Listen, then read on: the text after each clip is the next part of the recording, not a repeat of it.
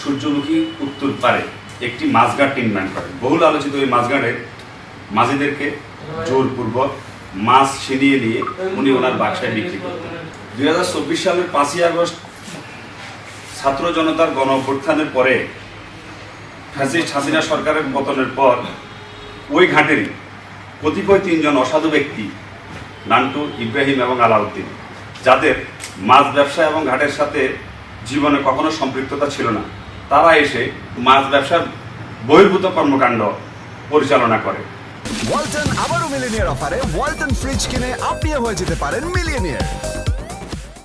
বিশেষ করে তারা আন্তঃজেলা মাছ ব্যবসায়ীদেরকে আমাদের এই ঘাটে মাছ ব্যবসার সুযোগ করে দেয় বিভিন্ন অসাধু সুযোগ সুবিধা নিয়ে, যেটাকে আমরা কমিশন বাণিজ্য বলতে পারি, এক ধরনের চাঁদাবাজি। এটা যার কারণে ক্ষতিগ্রস্ত হচ্ছে আমাদের এলাকার ব্যবসায়ী এবং আমাদের এলাকার ব্যাপক মানুষজনের কর্মসংস্থানের প্রচুর ক্ষতিগ্রস্ত হচ্ছে। তারা ওখান থেকে বহিরাগত ব্যবসায়ীদেরকে এনে আন্তঃজেলা থেকে, যেমন ধরেন আমি এখান থেকে মনপুরায়, ভোলায়, শাহবাজপুর, রামগতি, কমলনগর, চাঁদপুর কোথাও গিয়ে আমি বাক্সা চাইলে ওরা আমাকে মাছ ব্যবসার বাক্সা দিবে না। আমরা গিয়েছি, আমাদেরকে দেয় নাই।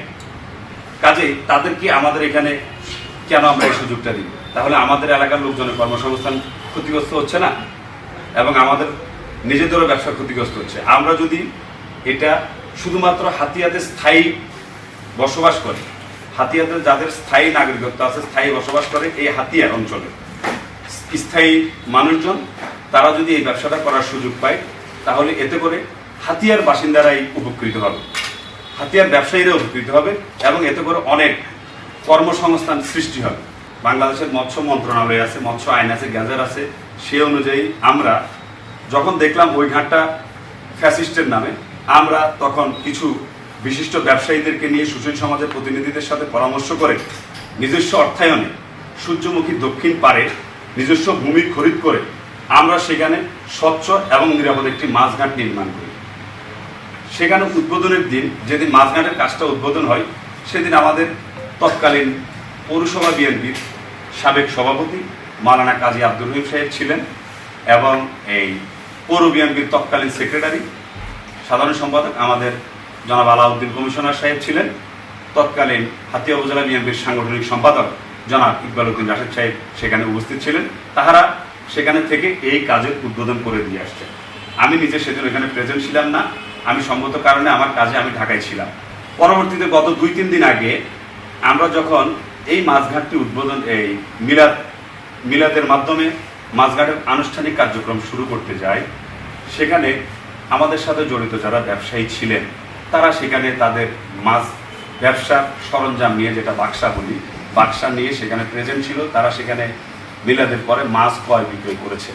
পরবর্তীতে আমরা শুনতে পাই এই ঘাটটির নাম সেখানে গিয়ে যে ওই তৎকালীন যারা উদ্বোধন করেছিলেন তারা সেখানে স্থানীয় নেতৃবৃন্দ, যেহেতু আমাদের একজন সাবেক সংসদ সদস্য হাতিয়ার প্রবীণ নেতৃত্ব, উনি এই হাতিয়া থেকে 2-3বার পার্লামেন্ট মেম্বার নির্বাচিত হয়েছেন।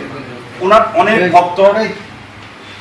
অনেক ভক্ত অনুসারী ওই অঞ্চলে আছেন, যারা আবার আমাদের সাথে ব্যবসায়িকভাবেও জড়িত, ব্যবসার সাথে যারা জড়িত, তারা সহকারে সেখানে ওনার সাথে পরামর্শ করেছি বা কি করে নাই আমরা জানতাম না।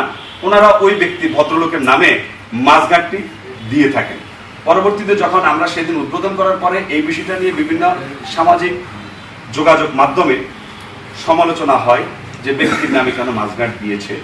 তারপরে হাতিয়া থানা ভারপ্রাপ্ত কর্মকর্তা মহোদয় আমাকে অবহিত করেন, যেহেতু মাছঘাটটা উনি নিজে গিয়ে উদ্বোধন করেছেন, ওনাকে অতিথি করা হয়েছিল, প্রধান অতিথি করা হয়েছিল।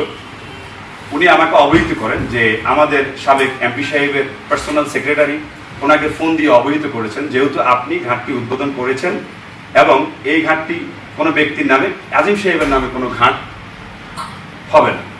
উনি যখন আমাকে অবহিত করেন, পরবর্তীতে আমি সকল ব্যবসায়ীদেরকে নিয়ে, এখানে যারা উপস্থিত ব্যবসায়ী বৃন্দ আছেন, ওনারা আমাদের বাজারের ব্যবসায়ী, প্রত্যেকে এখানে ব্যবসার সাথে জড়িত। ওই ঘাটের বেলা 12টার সময় আমি ওনাদেরকে ডাকি আমরা একটা জায়গায় মিলিত হই। আমরা একটা সিদ্ধান্ত উপনীত হই যে না, যেহেতু এটা আমাদের দৃষ্টিতে আসছে, উনি চাচ্ছেন না ওনার নামে কোনো মাছঘাট হোক, তৎক্ষণাৎ আমরা সিদ্ধান্ত নিই জরুরি ভিত্তিতে যে আমরা এই মাছঘাটের নামটা পরিবর্তন করব।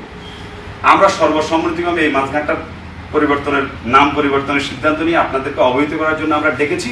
আমরা এই মাছঘাটটির নাম এখন দিয়েছি হাতিয়া ফিশারি ঘাট, স্থান সূর্যমুখী দক্ষিণ পাড়, বুড়িচর 3 নং ওয়ার্ড। ওনার ভক্ত অনুরাগী অনুসারীরা যারা আছেন বলতে বলতে এটা একটা হয়ে গিয়েছিল। আর যেহেতু ওনার সাথে পলিটিক্স করে এই টাইপের নেতারা কি উদ্বোধন করেছেন, ওনারাও সেখানে এটার সাথে একমত পোষণ করেছিলেন। যেহেতু এখন দৃষ্টিগোচর হয়েছে, আমরা যেহেতু স্থায়ী এখানে ব্যবসায়ী, আমরা এটাকে এখন আর এই বিতর্ক ঊর্ধ্বে থেকে আমরা এটা নামটা পরিবর্তন করে দিলাম।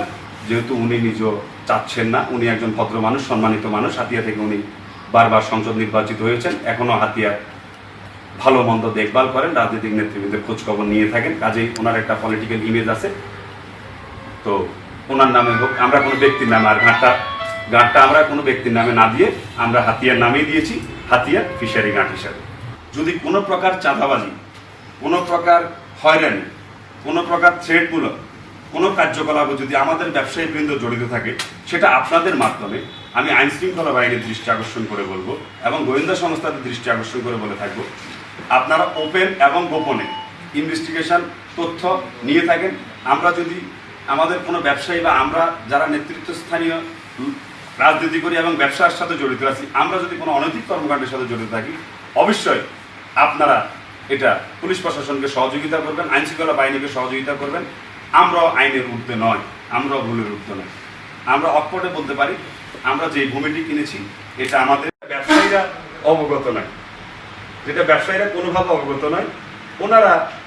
ওনাদের কমিটি করে বিভিন্ন ধরনের আন্তজেলার লোকদের কাছ থেকে বাক্সা বেচা